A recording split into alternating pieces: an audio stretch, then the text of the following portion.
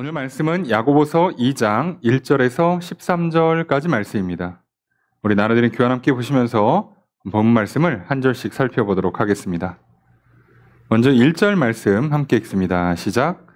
내 형제들아, 영광의 주 곧 우리 주 예수 그리스도에 대한 믿음을 너희가 가졌으니 사람을 차별하여 대하지 말라. 오늘 문장의 주어와 수로가 어떻게 될까요? 그죠. 주어는 내 형제들아죠. 형제들아라고 불렀어요. 뭐해라? 자, 이게 가졌으니라는 동사가 조건처럼 보이는데 원문에는 그냥 명령문이에요. 그래서 이게 연속되어 있으니까 가졌으니 뭐뭐 하지 말라 이렇게 되지만 너희가 가져라 그러면 이것도 하지 마라. 두 개를 동시에 붙이는 겁니다. 그래서 이것도 서술어인데 너희가 명령문입니다. 가져라예요. 가져라이고 그리고 차별하지 말라예요. 차별하지 말라. 두 가지입니다.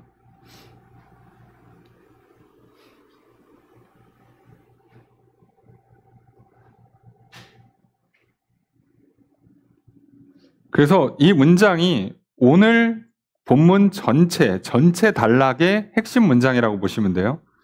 형제들아 라고 불러놓고 영광의 주, 곧 우리 주 예수 그리스도에 대한 믿음을 너희가 가졌다. 자,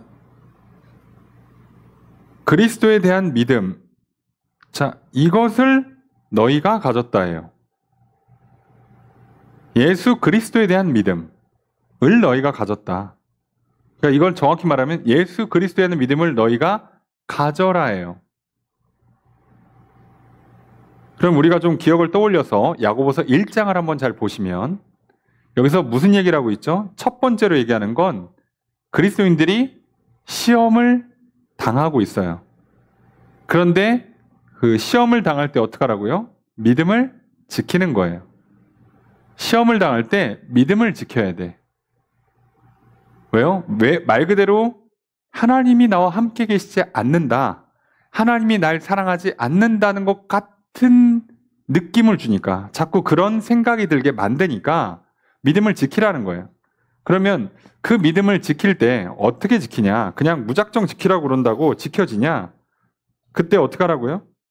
그 믿음을 갖고 인내하라는 거죠. 그런 시련, 환난, 고통이 찾아올 때 믿음을 갖고 인내해라. 예수가 나의 그리스도시고 예수를 그리스도로 믿는 나를 하나님이 자녀 삼아주시고 내 죄는 용서하시고 나는 하나님께서 이제 함께 하시면서 구원과 회복과 생명과 복을 내려주신다를 믿고 인내하는 거예요. 그런데 인내할 때 무작정 인내하면 안 돼요. 무식하게 인내하면 안 돼. 힘드니까 좀 지혜롭게 인내해야 돼요. 그 지혜가 필요하니까 하나님께 지혜를 구하라고 얘기하죠. 그리고 가난하면 당당한 태도로 또 부자는 겸손한 태도로 그 인내를 하라는 거예요. 그래서 이 믿음의 시험, 시련 앞에서 우리는 믿음을 지켜야 되죠. 그리고 나서 이어서는 같은 시험이라고 썼지만 유혹이죠. 유혹을 받는 일이 생길 때인데 그때는 하나님이 시험하는 게 아니에요. 하나님이 시험한 게 아니라 내가 욕심에 빠지는 거죠. 자, 욕심에 빠져서 무슨 문제가 생겨요? 거짓에 속아요. 이렇게 하면 행복할 것이다. 이렇게 하면 잘 될 것이다. 생육번성 충만할 것이다. 안전할 것이다. 해결될 것이다.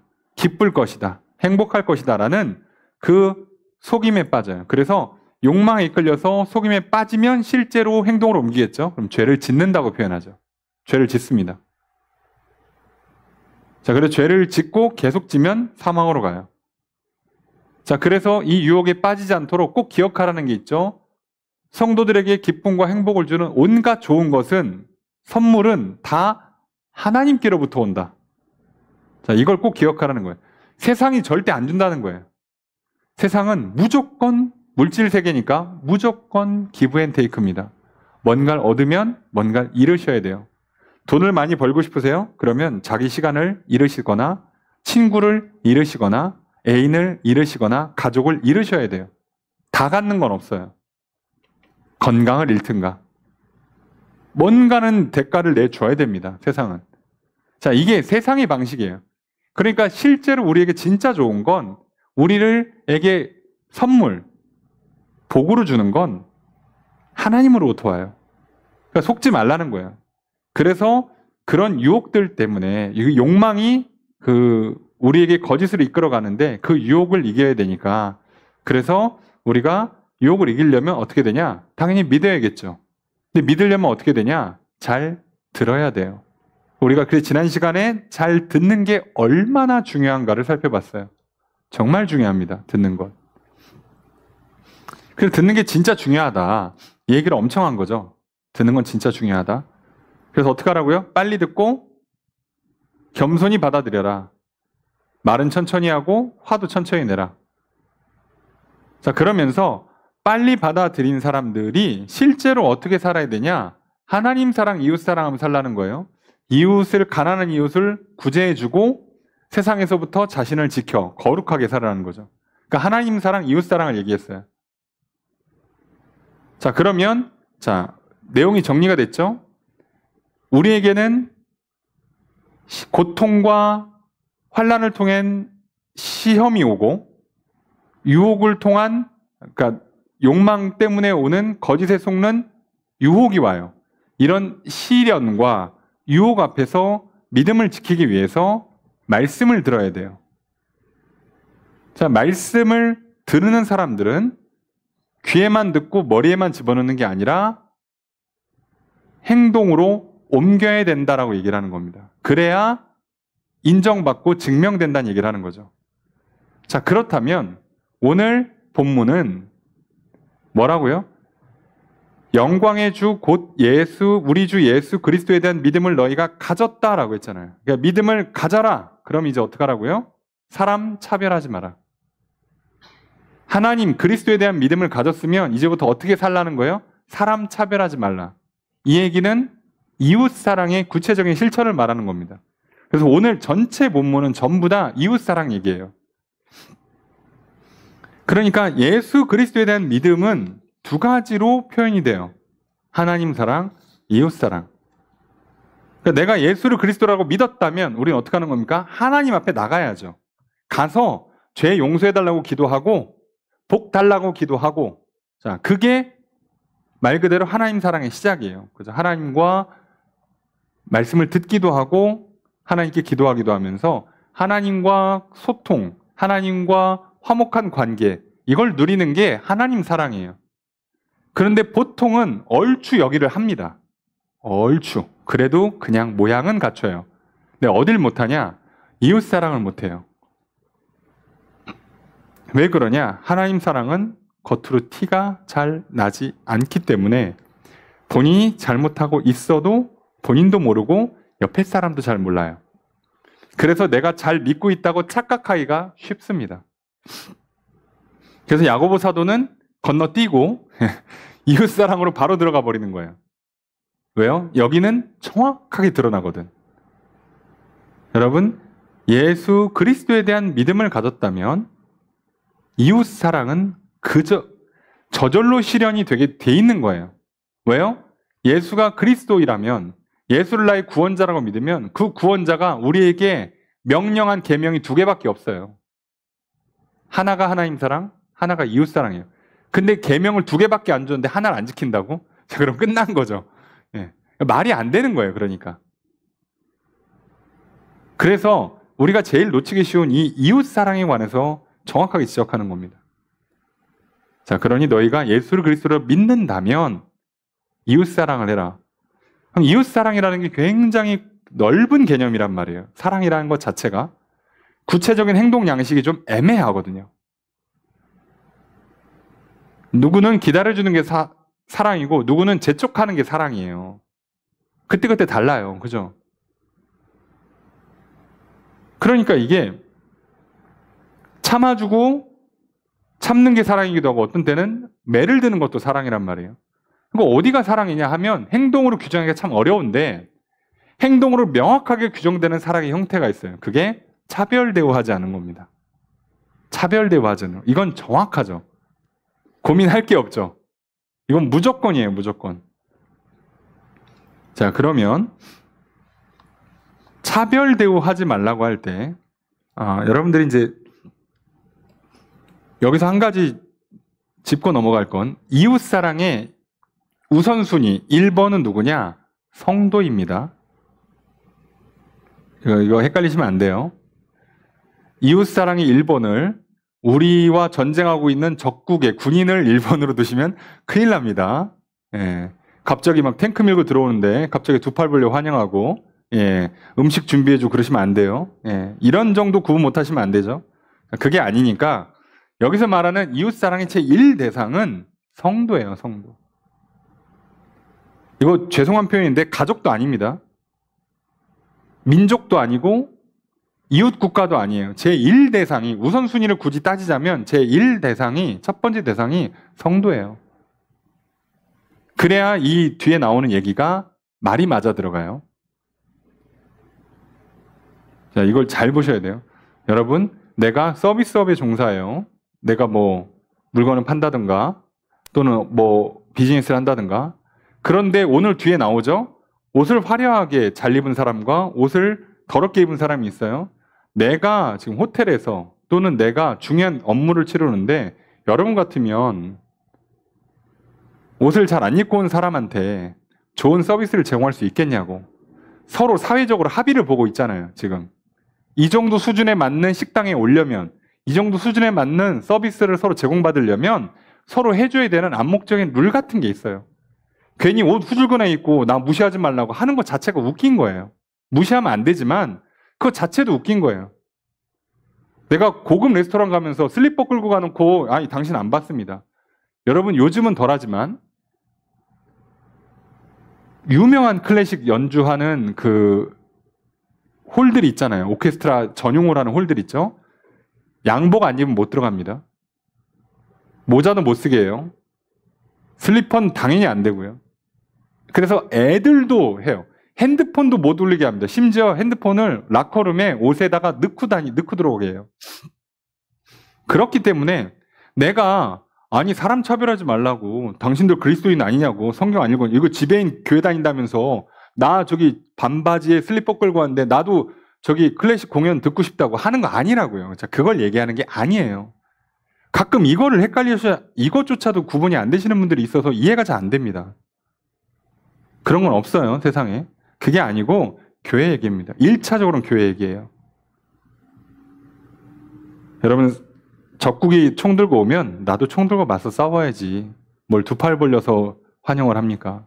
그건 말도 안 되는 얘기니까 이런 것마저 좀 헷갈리지 마시고 여기서 말하는 사람 차별하지 말라가 성도 얘기라는 거예요. 성도. 그래서 뒤에 명확하게 얘기를 해요. 2절에 회당 얘기를 하는 겁니다. 자, 지금 예수를 그리스도로 믿는 사람들에게 있어서 가장 구체적인 내 믿음을 행동으로 증명할 수 있는 첫 번째가 사실은 시련을 인내하는 거고 유혹을 견디는 거예요. 자, 그것이 하나님 사랑의 어떤 구체적인 행동 양식이라면 이웃 사랑은 사람 차별하지 않는 겁니다. 주로 1번 어디서? 우리로 치면 교회에서. 자, 이거를 잘 보시면 이해가 쉬워요. 2절 읽습니다. 시작.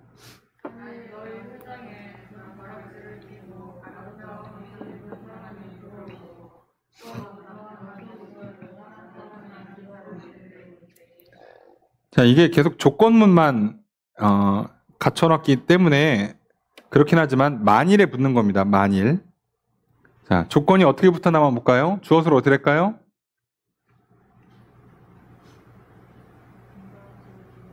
그죠? 금가락지 끼고 아름다운 옷 입은 사람, 요 사람이 들어온다면 또 남루한 옷을 입은 가난한 사람이 들어온다면 지금 어디에 들어와요? 회당입니다. 이거 음식점이면 차별받아도 할 말 없어요. 아시겠죠? 공연장에 이렇게 갔는데 차별받은 건 할 말이 없어요.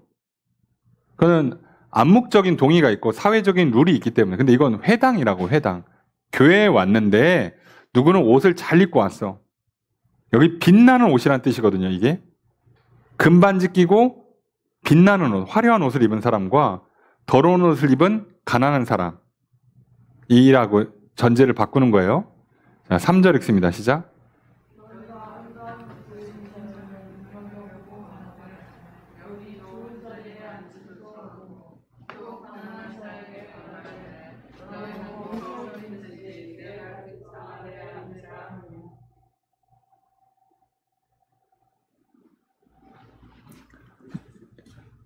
여기도 계속 조건을 얘기하고 있습니다. 조건을. 계속 조건이에요. 3절도. 자, 계속 조건이 어떻게 되냐? 주어 수로 어떻게 될까요? 너희가 말한다. 뭐라고 말해요? 여기 좋은 자리에 앉으세요라고 누구한테? 예, 아름다운 옷을 입은 사람에게.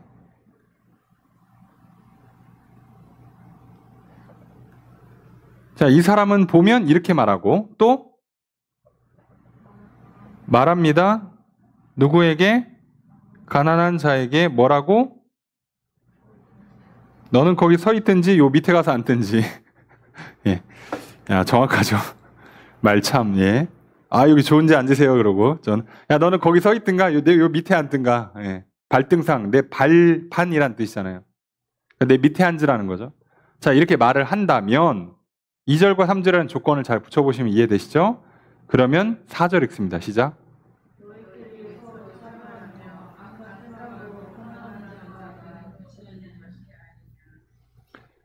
자, 주어수로 어떻게 될까요?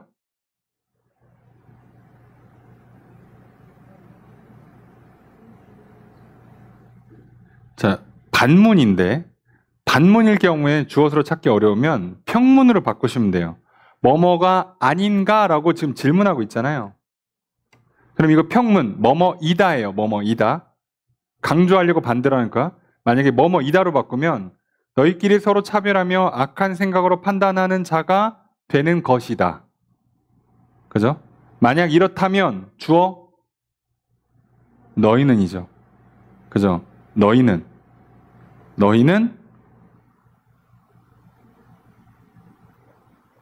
된다예요. 된다. 어떻게? 이런 사람이 된다. 된다예요. 된다.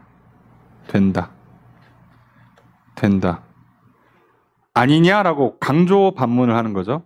너희는 이런 사람이 된다. 어떤 사람? 너희끼리 차별하고 악한 생각으로 판단하는.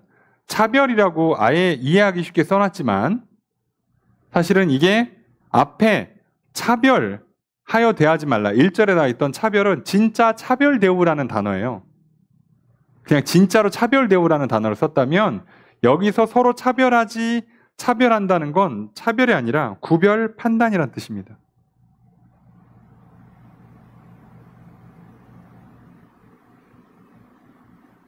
자, 이게 왜 그러냐면 자, 악한 생각으로 판단한다. 여기 판단하는 자가 된다. 그래서 여기는 판단하는 자라고 해서 이게 재판장입니다. 무슨 얘기냐면 만약에 너희들이 이런 식으로 한다면 너희는 서로를 구별하고 판단한 다음에 그 다음에 재판장이 되려는 거 다 이렇게 얘기하는 거예요. 너희는 지금 교회 와서 사람을 판단하고 그 사람을 판결을 내리는 재판장이 되려고 하는 거다. 내가 내 기준을 가지고 사람을 판단하고 재판장이 돼서 이거 좋다 나쁘다 옳다 그르다 이렇게 해버리면 그건 차별 대우, 이웃 사랑이 아니라는 거예요. 사람을 판단하는 건 누가 하시는 거죠? 하나님이 하시는 겁니다. 내가 하는 거 아니에요. 아우, 저 사람 우리 교회 왜 왔대? 내가 하는 거 아닙니다. 하나님께서 이 교회를 보내셨으면 두 팔 벌려 환영해야죠. 잘 오셨습니다, 성도님. 아, 이거 쑥 훑어보니까 어째 좀 이렇게 형편이 안 좋아 보인다. 어째 눈빛 보니까 이거 상태가 안 좋아 보인다. 내가 판단하는 거 아니에요. 내가 판단하는 거 딱 하나예요. 하나님께서 이 교회에 보내신 성도구나. 자, 그래서 우리는 뭐만 검증하는 거예요? 예수를 그리스도로 믿느냐 믿지 않느냐만 검증하는 거예요. 그 사람이 예수를 그리스도로 믿으면 이제 우리 교회 신앙 공동체 안에 들어오는 거고요. 예수를 그리스도라고 안 믿으면 사실상 겉돌다가 알아서 나가요. 이거밖에 없습니다. 구분을 할 게 하나도 없어요. 아, 근데 저 사람은 뭐 학벌이, 저 사람은 뭐 수입이, 재산이 별로라서 아이, 우리 교회에 안 맞는데? 이런 순간 뭐라고요? 너희는 판단하면서 악하게 생각하는 재판장이 되는 거다예요.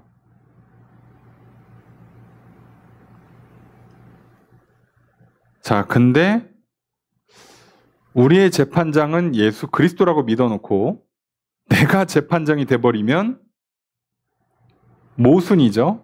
그래서 뭘 얘기하고 싶은 거예요? 그럼 너희들은 지금 생각이나 말과 행동이 달라.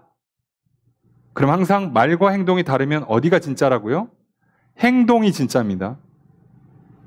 그럼 세상 살면서 꼭 기억하셔야 돼요.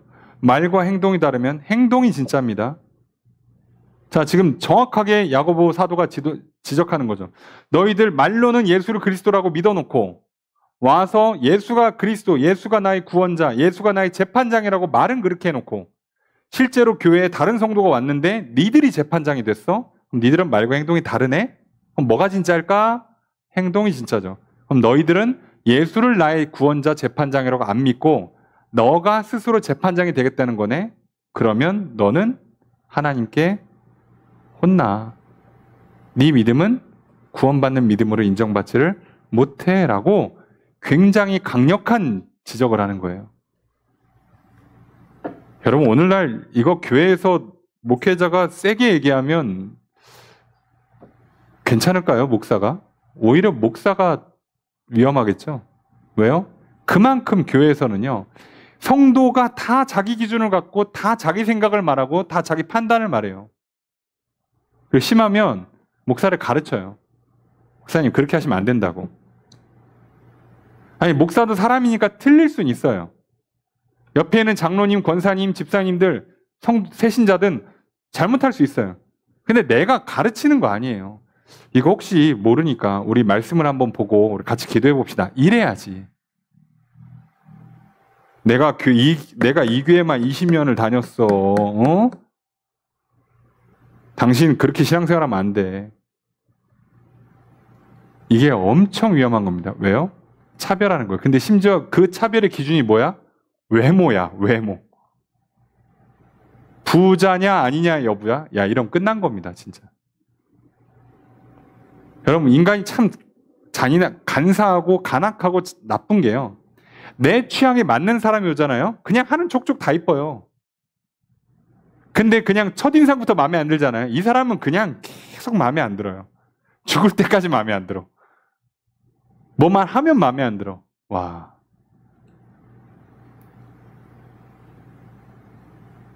그게 이웃 사랑의 반대, 사람 차별하는 겁니다. 사랑의 반대를 차별로 보는 거예요. 누구는 사랑하고 누구는 사랑하지 않는 것. 네. 내가 사랑이 없잖아요. 그러면 다 사랑을 못하는 건 괜찮아요. 오히려 교회에서. 뭐 하면 돼요? 그 사람은 사랑받으면 돼요. 근데 차별을 했다. 누구는 사랑하고 누구는 사랑 안 해? 자, 이러면 혼나야 돼요. 이거는 훈련이 좀 필요한 겁니다. 혼나야 되고 교육받아야 되고 훈련받아야 돼요. 여러분, 내가 입이 짧아서 뭐도 조금 먹는 사람은 그냥 조금 먹는 거예요. 괜찮아요. 편식이 건강에 문제가 되는 거죠. 그렇죠. 편식이 문제인 거예요. 내 마음에 드는 건 왕창 먹고 마음에 안 드는 건 하나도 안 먹고. 자, 그럼 몸에 무리를 준단 말이에요. 그죠?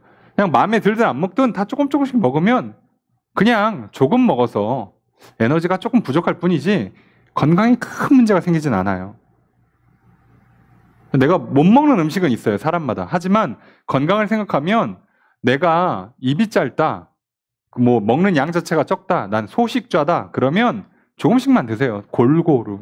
그래서 내가 사랑이 적다. 그럼 어떻게 하는 거예요? 성도들에게 골고루 조금씩만 주시라고.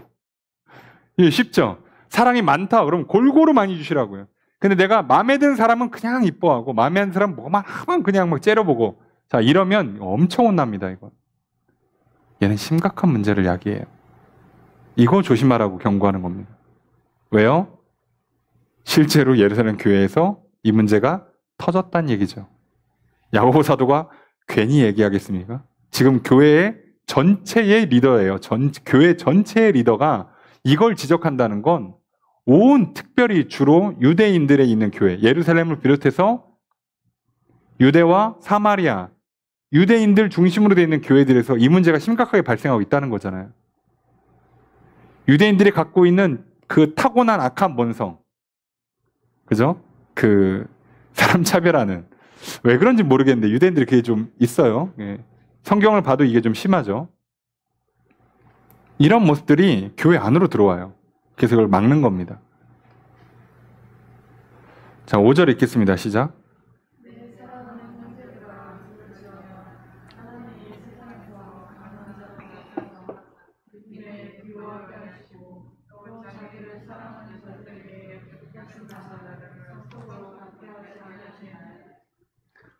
사실은 두 문장인데 뭐 끊기 애매해서 그냥 붙였습니다. 주어를 어떻게 할까요?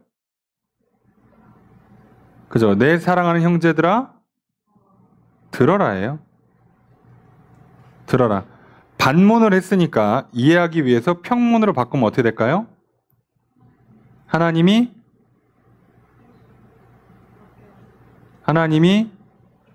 뭐 하셨다? 부자가 되게 하셨다. 상속받게 하셨다. 누구에게? 가난한 자를 택하셨다. 가난한 자를. 하나님이 가난한 자를 택해서 믿음에 있어서는 부자가 되게 하셨고 자기를 사랑하는 자들에게 약속하신 나라의 상속자가 되게 하셨다.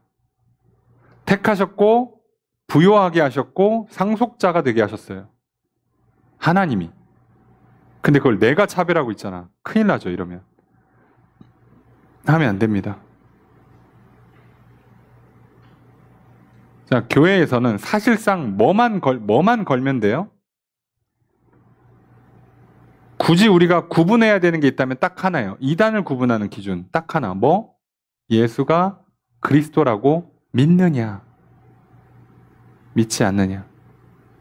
우리가 구분해야 되는 건 요거 하나라고요. 왜? 우리는 이것 때문에 하나님 앞에 가는 거고 이것 때문에 모여서 공동체를 이룬 거잖아요. 이 외에 다른 기준으로 사람을 판단하면 안 돼요. 그리고 현실적으로는 문화적인 충돌이 발생할 수 있어요. 그거는 우리가 사도행전을 살펴봤잖아요. 저 우상 숭배는 좀 그렇다. 아무리 이방인이어도 그 죽은 거 시체나 이런 핏째 먹는 건 좀 하지 말자. 요 정도는요. 다 할 수 있어요. 사실 이거 못 하지 않습니다.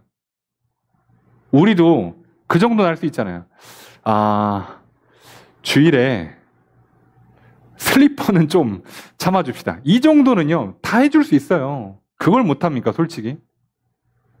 반바지도 돼. 근데 슬리퍼는 좀 조금 우리가 그래도 예배 시간에 직직 끄는 소리도 좀 그렇고 그 예배 시간에 좀 들락날락 하지는 맙시다. 요 정도는요. 무리하지 않는 요청이에요. 문화적인 요청이라고요. 이게 우리가 뭐 구원받고 천국 가고 복 받는 거랑 아무 상관없지만 공동체를 이루기 위해 서로를 존중해줘야 되는 요소 중에 하나일 뿐이라고요. 그냥 그거예요. 네. 그러니까 하나님이 이렇게 하셨는데 내가 그걸 여기서 어떻게 재판장으로 가냐고 하면 절대 안 되죠. 6절의 첫 번째 문장 있습니다. 시작. 주어를 어떻게 할까요? 너희는 없이 여겼다. 무시했다예요. 누구를? 가난한 자를. 아니, 하나님은 가난한 자를 택해서 믿음의 부요한 자가 되게 하시고 하나님 나라의 상속자가 되게 하셨는데 너희들은 그 사람들을 무시하면 어떡하냐는 거예요. 그럼 둘이 지금 다른 길을 가잖아요. 이러면 큰일 납니다. 그래서 6절에 두 번째 문장 있습니다. 시작.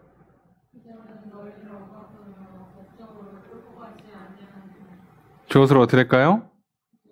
부자는 그죠? 억압하고 끌고 간다. 아닌가? 라고 반문하면서 강조하죠. 아니 정작 부자는 너희를 끌고 가고 너희를 억압하고 너희를 법정으로 끌고 가는데 왜 부자를 존대해 주냐는 거예요. 그래서 생각해보면 참 사람 어리석죠. 이 화려한 외모에 눈이 뒤집혀가지고 속는 거예요. 저 사람들은 나한테 절대 잘해주지 않아요. 여러분 진짜 하나님께서 복 주셔서 사업이 잘 되고 또 뭔가 큰 좋은 운이 좋은 일들을 만나서 말 그대로 복 받아서 부자가 되시는 분들도 있겠지만 그렇지 않다면 대부분 우리가 몰라서 그렇지 불법, 편법, 악독한 일들을 했기 때문에 부자가 될 가능성이 높아져요. 근데 내가 그 사람을 존대해 주는 건 얼마나 어리석은 자예요. 그죠? 말 그대로 호구죠. 내가 호랑이 입에다가 그냥 머리를 디미는 거예요. 나를 잡아 잡수세요 라고. 바보가 되는 겁니다. 오히려 경계해야죠.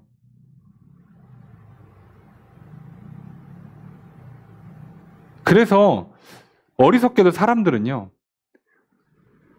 겉모습에 눈이 멀어서 그래서 속아서 내 욕망을 구현하려고 자꾸 뭔가 도움이 되겠지, 괜찮겠지. 그래서 아까 얘기했잖아요. 유혹을 받는 거라고요. 그 보여지는 모습 때문에. 그런데 그게 뭐라고요? 하나님 사랑을 막는 두 요소, 시련을 인내하는 것, 유혹을 참는 것. 다 인내죠. 다 참아야죠. 그런데 시련을 견디거나 유혹을 견뎌야 되는데 유혹은 어디서 온다고요? 나한테서 와요. 근데 화려한 겉모습을 가진 사람들이 교회를 들어오면 내가 유혹받는 거예요. 그 화려한 모습에. 그러면서 우리는 정작 뭘 한다고요? 하나님 사랑 벌써 실패하기 시작하고요. 이웃 사랑 실패해요. 뭐 때문에? 차별 대우를 하기 시작하니까. 아니 기왕 차별 대우할 거면 나한테 잘해주는 사람한테 나도 잘해주면 인간적으로 이해라도 하지. 나한테 잘해줄 것도 없는데 잘해줄 것 같아서 잘해주는 건 무슨 경우냐고 도대체. 실제로 잘해줘서 야, 저 사람 나한테 잘해주니까 나도 저 사람 좀 더 신경 쓰는 건 뭐 인간적으로는 이해할 수 있잖아요. 근데 잘해준 것도 없는데 잘해줄 것 같아서 뭔가 도움이 될 것 같아서 하는 게 어딨어. 그냥 속지 마십시오. 정신 바짝 차리셔야 돼요. 예. 여러분 저 위에 올라간 사람, 높은 자리 있는 사람 절대 누구 도와주고 누구 잘 챙겨주고 잘 안 합니다. 저도 목회 현장에 있지만 그렇게 다음 세대를 기르고 후배들을 이끌어주는 목회자 만나는 건 정말 드뭅니다. 저희들도요. 출신 교회의 담임 목회자가 후배들을 막 개척시켜주고 막 교회를 지원해주고 성장시켜주는 만나면 우린 뭐라고 하는지 아십니까? 그 천사라고. 요즘 뭐 유행하는 말로 유니콘이라고 그러죠. 환상 속의 동물이에요. 없어 현실에서. 그런 경우를 볼 수가 없어요. 잔인한 현실인데요. 방해 안 하는 것만도 도움이에요. 도와주는 건 바라지도 않아요. 심한 경우는 방해를 합니다. 그게 우리의 현실이라고. 그래서 정신을 바짝 차리셔야 돼요. 예. 성공한 사람이 나를 도와줄 것 같습니까? 나를 방해할 것 같습니까? 정신을 잘 차려보세요. 우리가 속으시면 안 된다고 그래서 교회에서는요. 그런 거 따지지 말고 뭐만 따지자고? 예수를 그리스도로 믿느냐 안 믿느냐만 따지세요. 그러면 끝난 거예요. 더 볼지 마세요. 그러면 다 한 형제 자매로 같이 기도하고 같이 말씀 듣고 공부하고 같이 봉사하고 전도하고 섬기다 보면 이제 진짜 도움이 되기도 하고 함께 하나님 나라를 세워가기도 하고 하면서 공동체를 이루는 거예요. 한 몸이 되는 겁니다. 그 외엔 다 가짜예요. 속지 마세요. 7절 읽습니다. 시작.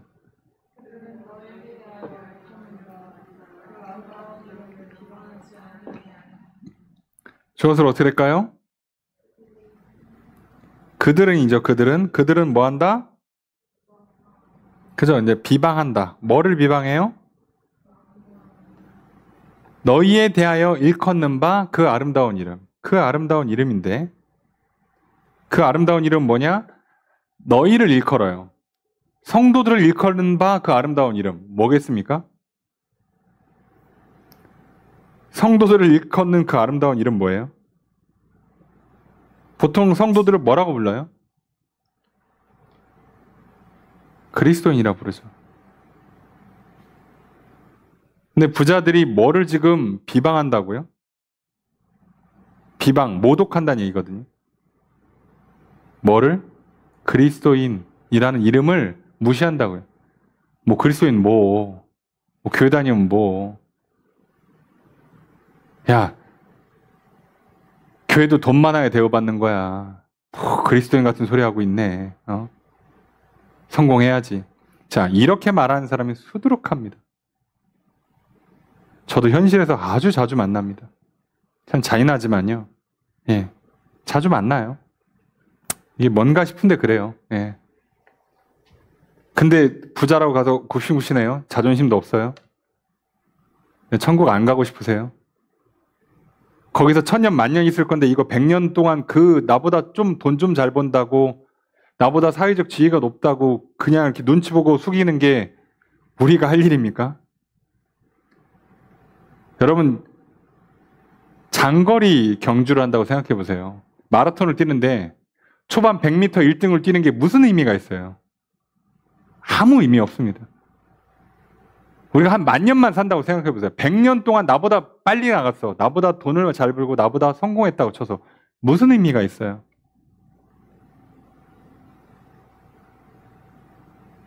그럼 제가 운동으로 자전거를 타는데요. 자전거 대회를 보잖아요. 보통 자전거 대회 큰 메이저 대회들은요. 한 20일씩 타요. 중간에 하루 이틀만 쉬고. 여러분 그렇게 한 20일씩 타는데요. 하루에 보통 몇 킬로씩 타냐?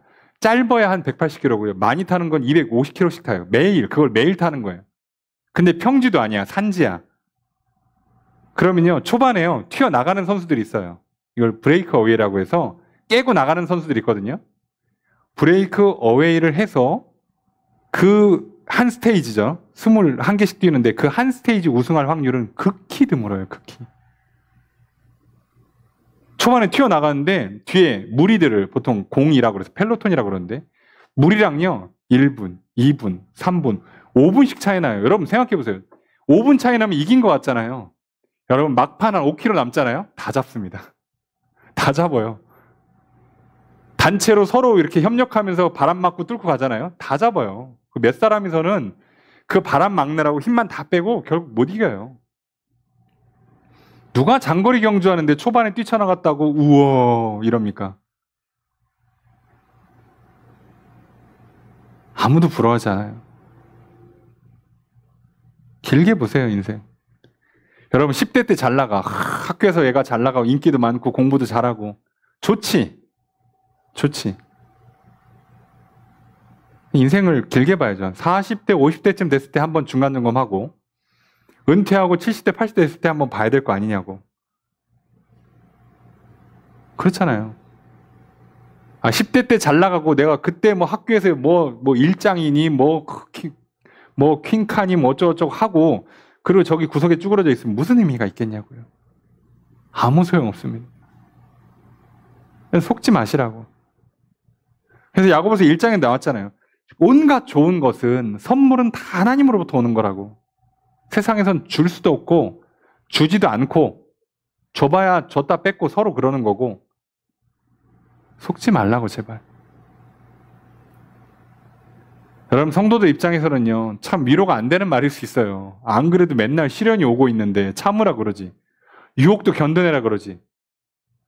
자기들끼리 모여가지고 또 자기들만의 어떤 커뮤니티를 만들고 있는데 서로 차별도 하지 말라 그러지.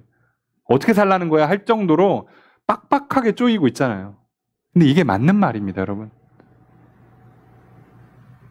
그러니까 듣기 좋은 말이 아니라 진리의 말을 들으시면 그러면 진짜 기쁨이, 진짜 선물이 오는 거예요. 그 모든 것의 시작 뭐라고요? 예수를 그리스도로 믿는 것. 믿음으로부터 하나님과의 사랑의 관계, 서로 이웃과 사랑하는 그 관계에서 부터 시작하는 거예요. 여기부터 시작하는 거예요. 이거가 깨지면 이게 기반이 똑바로 서 있지 않으면 그 위에 뭘 세워도 다 흔들려요. 그러니까 성경 어디를 봐도 계속 이 얘기만 합니다. 여러분 야고보서는요. 행위를 강조한다고 해서 온갖 오해를 많이 받은 서신이에요. 근데 야고보서 얘기하는 거 오늘 본문에 나와요. 로마서에서 얘기한 거랑 똑같습니다. 똑같은 얘기를 한다고 놀랍게도. 그 얘기 조금만 뒤에 보시면 나옵니다. 8절 읽습니다. 시작.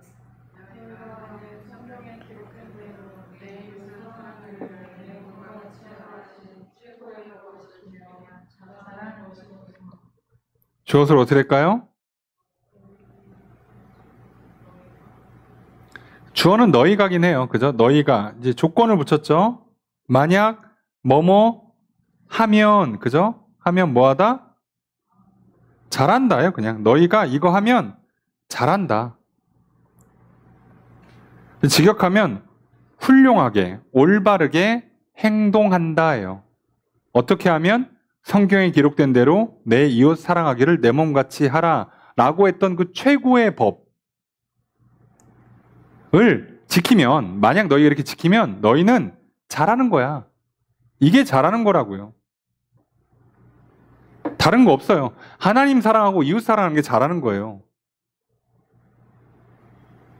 다른 게 없다고. 9절의 첫 번째 문장 있습니다. 시작.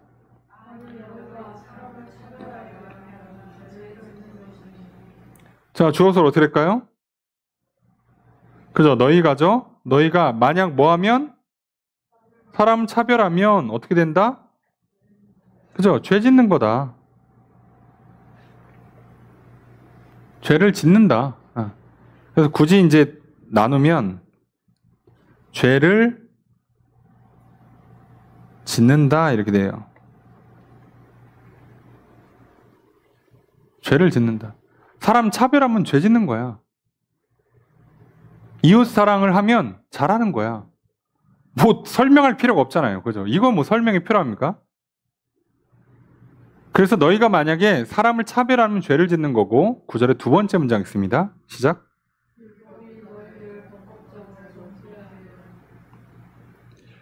주어서를 어떻게 할까요? 한국식으로 번역하면 율법이 정죄한다. 누구를? 너희를. 이렇게 번역이 돼요. 너희를 뭐라고? 범죄자라고. 범죄자라고 정죄를 한다. 너희를 범죄자라고. 그런데 정죄한다는 단어가 없어요. 직역하면 뭐가 되냐? 드러난다 또는 폭로한다 라는 단어예요. 심지어 주어는 너희는이에요. 그러니까 너희는 드러나게 된다예요. 뭐라고? 범죄자라고. 율법을 따라서 율법대로 범죄자라고 드러난다예요. 너희가 사람 차별하면 그거는 죄 짓는 거고 너희는 율법을 따라서 범죄자로 드러나 버린다는 거예요. 무슨 얘기입니까? 죄인이 된다고요.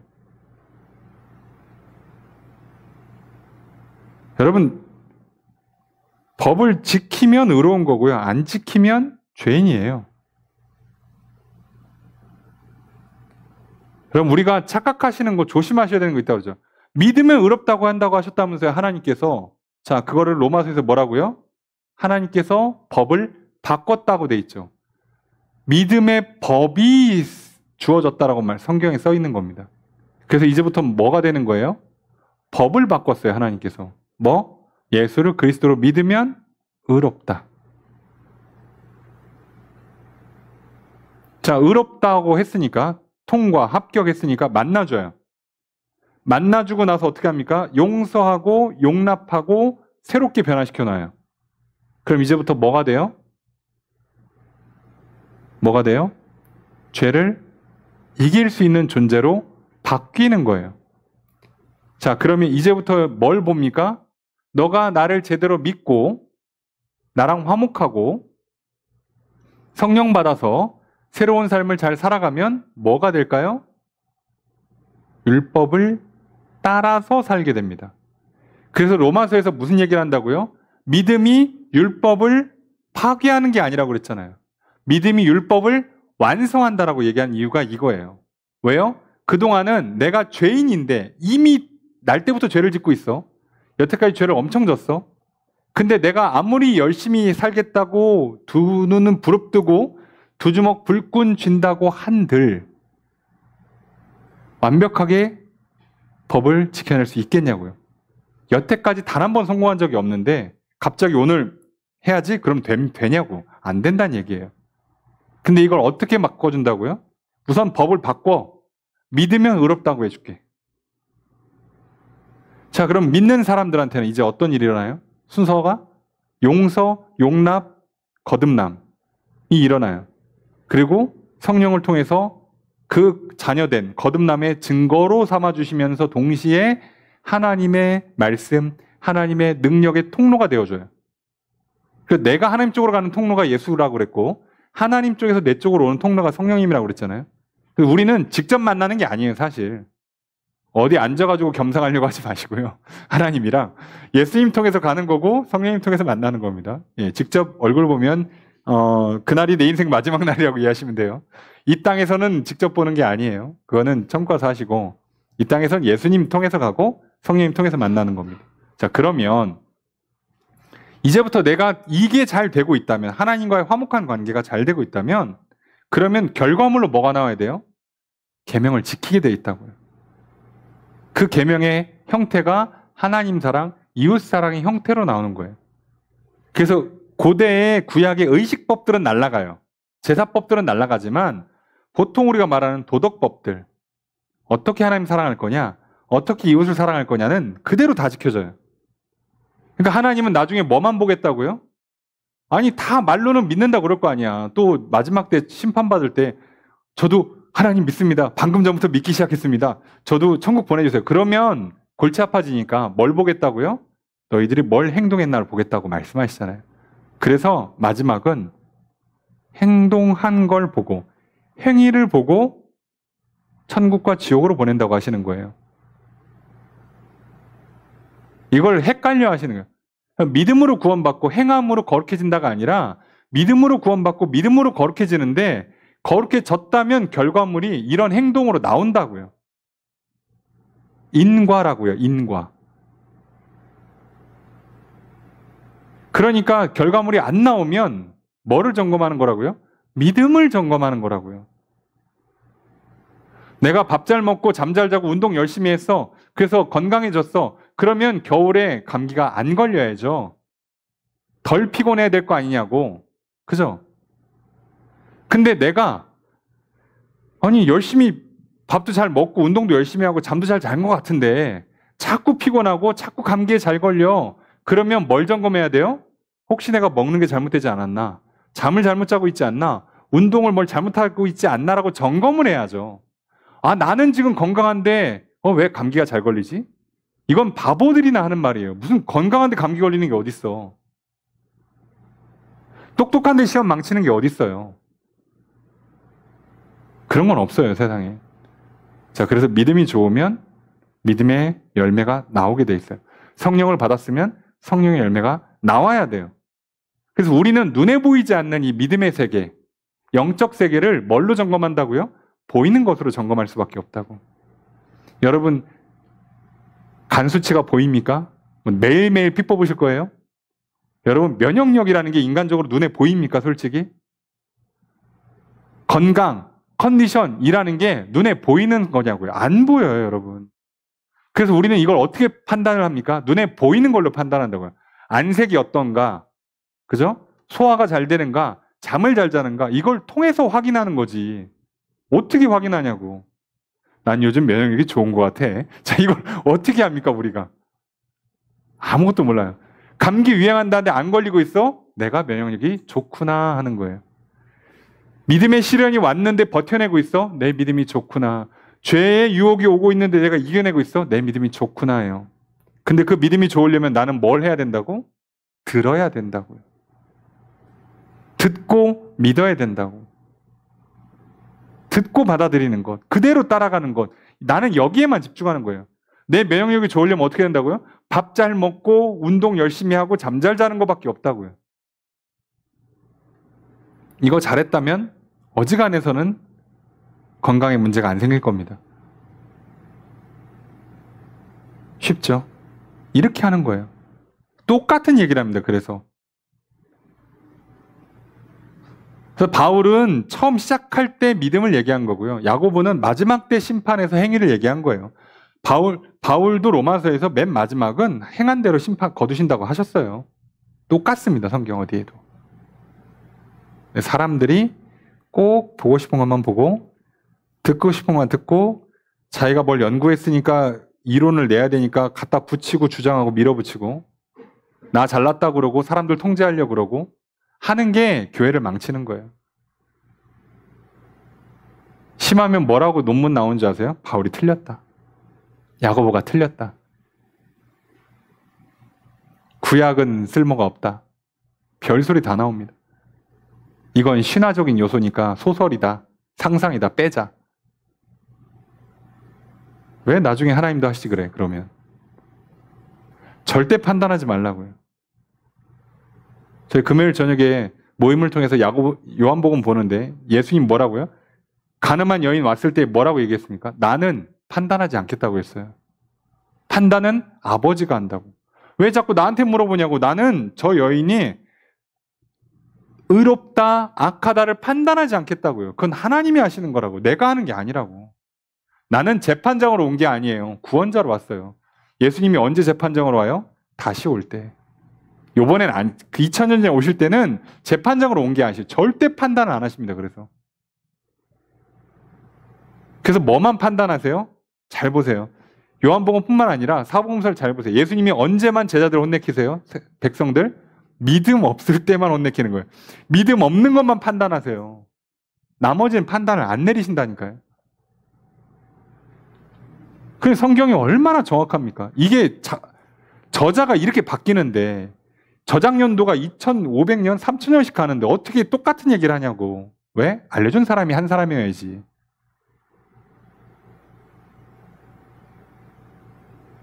그 어떤 종교 경전도요. 보면 조금씩 달라요. 계속 틀어져요. 어쩔 수 없습니다. 사람이 하기 때문에. 그래서 속지 마셔야 됩니다.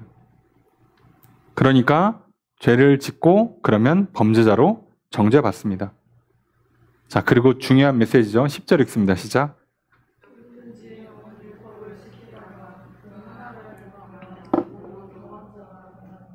조수로 어떻게 될까요? 누구든지예요. 누구든지 뭐 한다? 된다죠. 된다. 어떤 사람이?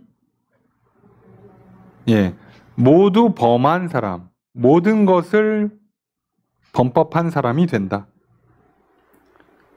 그래서 정확히는 죄를 범한 사람, 죄인이 되는 거예요. 모든 것의 죄인이 된다. 뭐 하면? 하나라도 실수하면. 이게 율법의 문제라고 그랬잖아요. 율법주의가 갖고 있는 함정. 할례도 받고 뭐도 하고 다 좋아요. 하나라도 실수하면 큰일 납니다. 자, 이게 진짜 잔인한 게요. 율법주의가 갖고 있는 문제. 자, 시간, 장소, 예식 방법을 잘못 지키잖아요? 그럼 복 못 받습니다. 옛날 어르신들 조상님 제사할 때 시간 잘못 맞추고 가족 구성원 중에 누가 안 오고 제사상에다가 음식 잘못 갖다 놓으면 벼락 떨어집니다. 왜요? 복을 못 받으니까요. 아, 근데 하필이면 제사를 집도하는 할아버님께서 시계가 고장났어. 자, 이러면 이제 그 집안 망하는 겁니다. 다음번 제사까지 온 집안에 그냥 우환이 닥쳐오는 거예요. 웃기지 않습니까? 혹시 그러다가 이렇게 우리 조상님 때랑 우리 때랑 시간이 좀 다르면 어떡해? 갑자기 중간에 이렇게 썸머타임 해가지고. 요즘 나라들이요, 썸머타임 하는 나라도 있는 거 아시죠? 점심시간에 1시간씩 빼고 여름에 1시간 줄였다가 늘렸다가 해요. 또는 이렇게 시간대가 걸쳐 있으면 나라가 시간대가 여러 개 걸쳐 있으면 하나로 합쳐버려요. 합치기 전에 돌아가신 분 합쳐놓으면 이제 1시간씩 오차가 생겨요. 그럼 나는 1시간 전에 도착해서 이렇게 우리 이렇게 자손들이 이렇게 잘 차려줬겠거니 하고 왔는데 안 와. 이것들이 밥을 안 주네. 에잇, 재나 뿌리고 가자. 자, 이러면 이제 이 집안 망하는 거예요. 이게 무슨 경우냐고. 그리고 뭐 그분들은 시계가 있냐고. 말도 안 되는 소리잖아요. 그러니까 이게 조금만 생각을 해보면 오히려 말이 안 돼요. 오히려 말이 안 된다고. 생각을 할수록 말이 안 돼요. 과학 우연이다? 우연이라고 해도 되지만 우연이라고 하기엔 너무 정확하니까 또 말이 안 돼요. 확률이 말이 안 돼. 자, 그래서 어떻게 됩니까? 그냥 우연이라고 믿든가. 왜? 우연이라고 증명이 안 돼요. 확률이 너무 말이 안 되면 우연이라고 증명하기가 어려워집니다. 왜요? 필연이 돼버리니까. 그래서 뭐라고요? 누군가 이걸 맨 처음 시작한 사람이 있다. 제 과학계는 그냥 무작정 우연히 무한 반복해서 딱 맞아 떨어진 거다라고 가든가 누군가 시작했다 이렇게 가야 돼요. 둘 중에 하나로 결론이 납니다. 그런데 내가 시작했다라고 명시하는 종교는 기독교밖에 없잖아요. 자, 그러니 과학자들도 기독교냐 아니냐로 딱 갈라지는 겁니다. 놀랍죠? 그럼 과학자들은 다 불신자가 되는 게 아니라요. 생각보다 기독교인들이 많습니다. 왜요? 말이 안 되거든.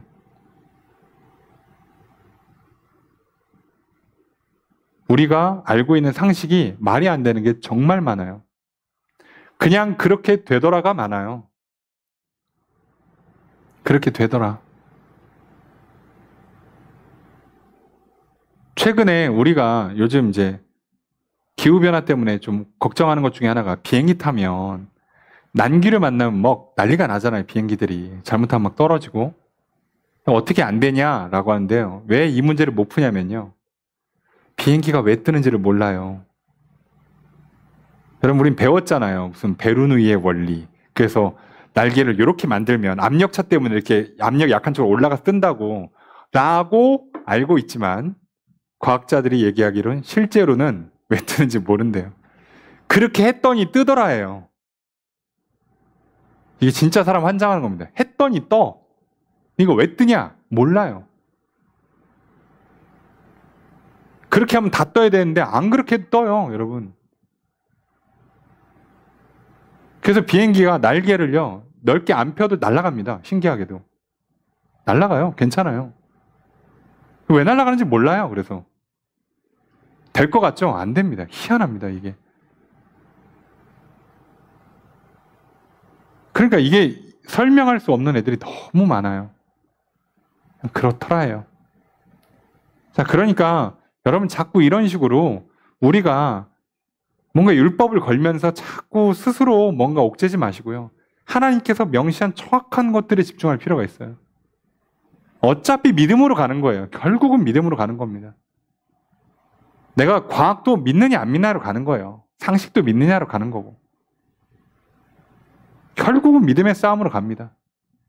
그러니 이것만 기억하세요. 율법주의로 가면 하나만 틀어지면 끝납니다. 율법주의가 얼마나 무서운 줄 아세요? 내가 자녀를 낳는데 받았어.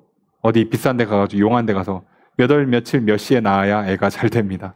자, 이때부터 그 틀어지면 애 인생 망하는 거예요. 자, 애가 100일쯤 뭘 하면 좋습니다. 돌 때 뭘 하면 좋습니다. 믿잖아요. 근데 애가 갑자기 돌이 됐는데 그걸 안 해. 그럼 얘는 망한 겁니다. 요즘 대한민국 뉴스에도 나왔죠. 키에 미쳐 있다고. 애가 태어나면 한 3살, 5살쯤 되면 바로 엑스레이 찍고 성장판 검사한 다음에 살짝 본인들이 생각한 것보다 작다 싶으면 바로 성장 호르몬 주사를 놓기 시작한대요. 근데 문제는 그때 하면 병원에 줄을 서면 늦어. 그래서 어떻게 하냐? 우선 태어나면 예약을 걸어요. 태어나면 예약을 건다고. 성장판 주사 예약을. 키 크는 주사를. 호르몬 주사를요. 자, 호르몬 주사를 놓으면 어떻게 될 것 같습니까? 키만 클 것 같습니까? 호르몬이 그렇게 딱 키만 커져요? 얼굴이 커지거나 손이 커지거나 성조숙증이 오거나 성 자체가 틀어지거나 그러면 그게 틀어지면 어떤 문제가 생기지 아십니까? 정서의 기능이 망가지거나 인지의 기능이 망가져요. 키를 하나 얻겠다고 그걸 날려요? 그 정도의 가치가 있어요? 미쳐 있습니다. 왜요? 믿으니까요. 믿으니까요. 키가 커야 된다. 믿으니까. 왜 성형공화국이 됐어요? 예뻐야 대우받는다, 성공한다고 믿으니까요. 믿고 보시면 다 그래 보여요. 근데 정신 똑바로 차리고 눈 한번 뜨고 보세요. 성공한 사람들 다 성형했나? 그렇진 않아요. 속으시면 안 돼요. 그래서 우리가 이 율법주의, 이 율법을 들어오는 것 자체가, 이런 식으로 율법을 잡는 것 자체가 믿음과 반대의 길로 가기 시작하면서 이 율법 중에 하나를 내 기준으로 잡아서 판단을 하는 순간 차별 대우가 시작돼요. 그리고 그 차별 대우는 나를 확실하게 범법자로 만들어줘요. 죄인이 된다고. 죄인이 확정되는 거라고, 확정. 근데 지금 난 어디 와 있어요? 지금 이 사람들? 교회에 와 있다니까요. 교회에 와서 내가 죄인이라고 확정을 짓는다고, 내가. 왜 온 거예요, 교회에? 그럴 거면. 그럼 막 살다가 지옥 가지. 왜 교회 와가지고 이 짓 하다가 지옥을 가냐고. 얼마나 멍청합니까? 천국 가려고 오신 거 아니었어, 최소한? 근데 왜 이렇게 하냐고요. 이게 사람이 갖고 있는 거짓에 속는 패턴이에요. 뭐 때문에? 욕망이 주는 유혹.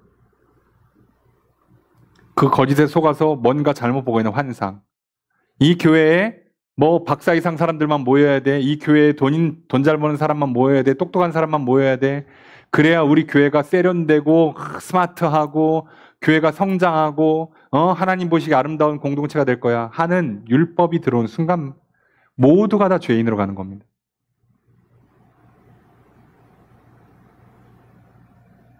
그래서 오늘뿐만이 아니죠. 항상 교회는 이 유혹과 싸우셔야 돼요. 교회에는 시련만 있는 게 아니에요. 우리의 신앙에는 시련만 있는 게 아니라 유혹이 있어요. 그리고 대부분 우리를 망가뜨리는 건 시련이 아니라 유혹이에요. 시련 때문에 망가지는 성도들은 생각보다 적습니다. 유혹 때문에 망가지는 성도들은 무지하게 많습니다. 조심하셔야 돼요. 11절 첫 번째 문장 있습니다. 시작.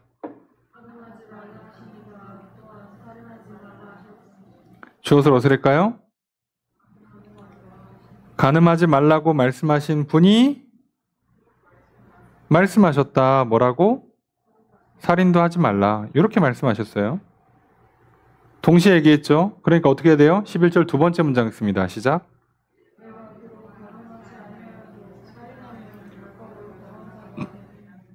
주어서 어떻게될까요?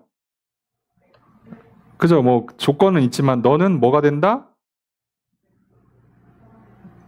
예, 율법을 범한 사람이 된다. 사람이 된다예요. 된다. 뭐 하면? 간음은 안 했어도 살인을 하면.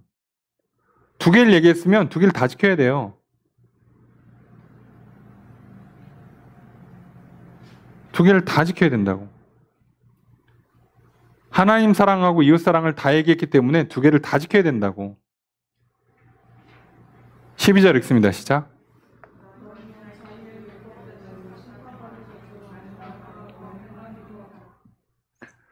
주어서 어떻게 될까요? 너희는 말하고 행하라. 말과 행동이 하나로 가야죠. 일치해야죠. 자, 그럼 어떻게 일치시키라는 거예요? 자유로운 율법을 따라서 심판받을 것처럼, 받을 것 같이란 얘기예요. 자유의 율법이에요. 예. 우리에게 자유를 주는 거예요. 율법은 사실상. 우리를 죄로 끌고 가려는 게 아니라 죄에서 자유케 만들어주려고 율법을 줬어요. 사랑의 율법을. 예수 그리스도를 믿으라는 율법을 준 이유는 자유롭게 하려고 준 거야. 근데 그 율법을 어떻게 우리가 법을 지키느냐에 따라서 심판을 받겠죠. 그러니까 너는 이걸 기억하고 말하고 행동하라는 거예요. 내가 지금 하고 있는 말과 행동에 따라서 심판이 온다니까, 결과물이 온다니까요. 그래서 잘 듣고 천천히 말하라고 한 거예요. 내가 말하고 행동하는 것은 결과물이 나와버리니까. 못 돌이켜요. 그러니까 내가 말과 행동하기 전에 잘 듣고, 내가 어떤 법을 따라야 되는가, 뭘 믿어야 되는가를 명확히 깨달은 다음에, 그 다음에 천천히 말을 하라고요. 정확하게 해야죠. 그래서 13절 첫 번째 문장 있습니다. 시작.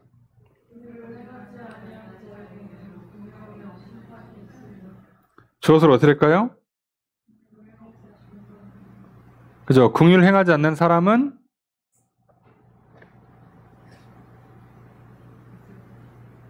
있을 것이다. 뭐가? 긍휼 없는 심판이. 긍휼. 자, 가난한 사람이 교회에 왔어요. 그럼 어떤 마음을? 긍휼의 마음을 품어야죠. 말 그대로 재물이 없어서 가난하든, 지식이 없어서 가난하든, 어떤 그 마음의 여유가 없고 사랑이 없어서 마음이 가난하든, 가난한 사람들이 오잖아요, 교회에. 그러면 기존 성도들은 이 사람들을 어떻게 받아야 된다고요? 불쌍히 여겨줘야 된다고.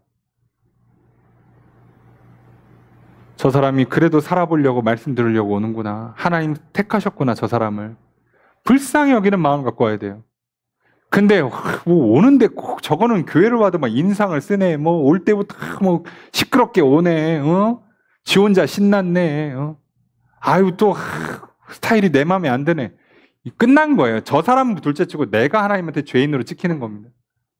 절대 하면 안 돼요. 절대.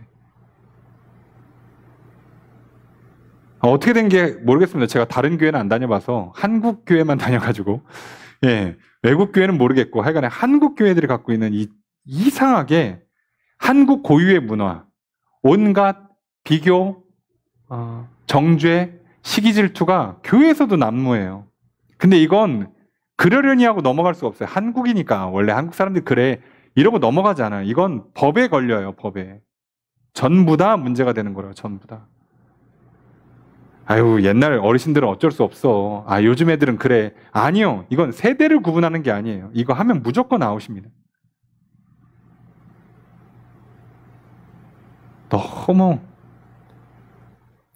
우리는 사랑하라고 그랬으니까 참 불쌍하게 여겨주는 마음을 갖고 나보다 뭔가 부족함이 있으면 흘려보내줄 생각을 해야 되는데 귀찮아하고 피곤해하고 미워하고 그럼 나는 그 하나님의 크신 긍휼을 받아서 구원받은 거잖아요.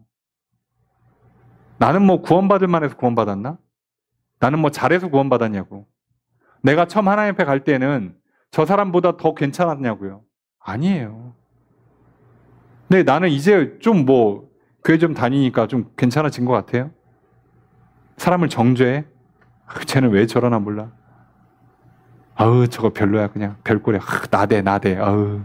잘난 척하고. 그러는 것 자체가 죄라고요. 자체. 절대 하시면 안 됩니다. 왜요?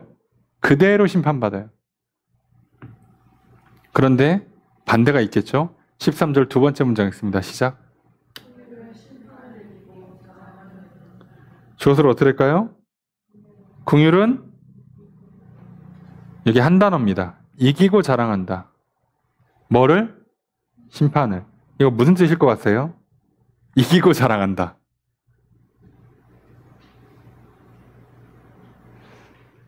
이게 우리식으로 표현하면 제일 익숙한 번역이 의기양양하다예요. 심판 앞에서 자신 있게 자신감 있게 딱 들어설 수 있다는 거죠. 내가 공부를 다 한 사람은 선생님 시험 보시죠? 자 이렇게 하는 거예요. 하나님께서 심판대 앞에 딱 서 있어. 나는 당당한 거예요. 난 뭐 했으니까? 이웃 사랑을 했으니까요. 어떻게? 가난한 사람이 왔을 때 불쌍히 여겨주는 것으로. 여러분 사랑은 대단한 게 아니에요. 나보다 뭔가 지식이 부족한 게 있으면 가르쳐주고 나보다 뭔가 마음에 상처가 있으면 보듬어주고, 뭔가 배고파하고 있으면 먹여주고, 지쳐 있으면 도닥여주고, 그걸 사랑이라고 그러죠. 뭘 대단한 걸 사랑이라고 부릅니까? 내가 저 사람보다 돈이 좀 여유가 있어. 돈 자랑하라고 주신 게 아닐 거 아니에요. 내가 저 사람보다 시간이 좀 여유가 있어. 그러면 난 그냥 들어 누우라고 준 게 아니잖아요. 뭐 하라고? 사랑을 베풀려고 준 능력이고 복이잖아요. 흘려보낼 생각을 해야지. 여러분, 사랑도 능력이 있어야 할 수 있다고 그랬잖아요. 내가 시간이 여유가 있든가, 지식이 있든가, 어떤 실력이 있든가, 돈이 있든가, 뭔가 있어야지 할 수 있잖아요. 근데 그걸 나한테 줬어? 근데 그걸 가지고 나는 죄의 유혹을 받으면 안 되잖아요. 그걸 가지고 어떻게 한다고? 사랑을 보내는 거예요. 그리고 어떻게 해요? 하나님 보십시오. 심판대 앞에서 딱 당당하게 서가지고 하나님 보셨어요 오늘? 제가 얼마나 잘했는지? 자, 정산하시죠. 심판이잖아요, 심판. 하나님 상 주실 때가 됐습니다. 오늘 이제 잘 시간 됐는데 오늘 뭔가 좀 결산이 없어. 하나님 이게 뭐야? 자, 오늘 밤 자기 전에 뭐 좀 얘기 좀 하시죠. 얼마나 당당하냐고 하나님 앞에. 우리의 행위로 당당히 서는 건 아니지만 얘기할 게 있잖아요. 그래도 하나님 앞에. 하나님 제가 시키는 대로 했습니다. 저기 근데 저는 시킨 대로 했고 제가 오늘 기도한 거 들으셨죠? 저기 어떻게 됐어요 이거? 저기 오늘 밤에 꿈에 좀 얘기하시나? 내일 아침이면 되는 겁니까? 얘기할 수 있다니까요. 우리는 그래서 심판대 앞에 당당할 수 있는 힘이 생기는 거예요. 맨날 죄 짓고 용서받으면 언제 복을 구하냐고. 용서받기 바빠. 어? 근데 하나님 사랑, 이웃 사랑을 하면 계명을 지켰잖아요. 하나님 시킨 대로 했습니다. 칭찬 좀 해주세요. 복 좀 주세요. 당당할 수 있다고, 당당할 수 있다. 자, 이걸 이기고 자랑한다고 표현하면 조금 이상한데 심판을 이긴다 그러면 심판하신 하나님을 이긴다는 뉘앙스가 나올까봐 이거 의기양양이에요. 자신감이죠, 자신감. 그래도 우리가 좀 하나님 앞에 좀 떳떳이 설 수 있잖아요. 그래도 하나님 오늘 제가 나름 열심히 했습니다. 그래도 이 정도면 잘했죠? 라고 할 수는 있어야지 않겠습니까? 죄가 있을지언정, 실수가 있을지언정. 여러분, 오늘 우리가 말씀을 살펴봤어요. 오늘 우리는 예수 그리스도에 대한 믿음을 갖고 있어요. 그러면 이웃사랑 하는 겁니다. 하나님 사랑, 이웃사랑. 하나님 사랑은 시련을 인내하고 유혹을 인내하는 거라면 이웃사랑은 사람 차별하지 않는 겁니다. 사람 차별하지 않으려면 내가 내 기준을 갖고 판단하면 안 돼요. 율법을 적용시키면 안 됩니다. 내가 절대 재판장이 돼서는 안 됩니다. 오히려 내가 갖고 있는 것으로 저의 연약함을 보듬어주는 저를 향한 불쌍한 마음을 품고 가시면 돼요. 그러면 오히려 하나님께 칭찬받습니다. 상을 받고요. 당당하게 설 수 있어요. 여러분, 우리의 삶이 이러기를 소망합니다. 이렇게 살아가십시오. 예수를 그리스도로 믿어서 하나님 사랑, 이웃 사랑의 삶을 살아내십시오. 그렇게 할 수 있도록 성령님을 보내주셔서 도와주실 것입니다. 성도님들과 함께 이 사랑의 길을 걸어갑시다. 그러면 우리는 매일매일 하나님 앞에 그래도 좀 당당히 서서 기쁨으로 이야기하고 더 화목한 교제를 누릴 수 있지 않겠습니까? 그럼 하나님께서 그런 삶을 사는 자들에게 당연히 상 주고 복 주세요. 약속하셨어요. 마지막 날에 구원받는 것, 영원한 하늘나라 가는 것뿐만 아니라 이 땅에서도 주십니다. 왜요? 더 사랑하라고. 그러니 더 많이 사랑할 수 있도록, 사랑을 흘려보내고도 남음이 있을 수 있도록 하나님께 넘치도록 복을 받아 누리는 여러분들 되시길 주님 축복합니다. 그러니 여러분 시간의 여유, 물질의 여유, 여러분의 실력과 재능, 마음의 여유, 그 무엇이든지 간에 차고 넘치는 것으로 긍휼의 마음을 갖고 흘려보내보십시오. 그러면 내 안에도 하나님과의 사랑이 차고 넘칠 것이요. 사람들과 성도들과의 사랑이 차고 넘칠 것이요. 그래서 하나님께 잘했다 칭찬받고 많은 상과 복을 누리며 이 땅의 삶을 살아낼 것입니다. 그렇게 사랑이 풍성해지는 선순환이 되는 삶이 되시길 주님 축복합니다. 오늘도 내일도 예수 그리스도를 믿음으로 하나님 사랑, 이웃 사랑의 길을 날마다 걸어가시는 저 여러분 되시기를. 그래서 하나님과 더 화목하시고 더 칭찬받으시고 많은 상과 복을 누리며 살아가시는 삶이 되시기를 주의 이름으로 축복합니다. 말씀을 적용해 보겠습니다. 야고보서 1장에서 야고보 사도는 성도들에게 시험을 당할 때 믿음으로 인내하고 하나님께 지혜를 구하고 가난한 자는 당당한 태도로, 또한 부자는 겸손한 태도로 시험에 임할 것을 권면하였습니다.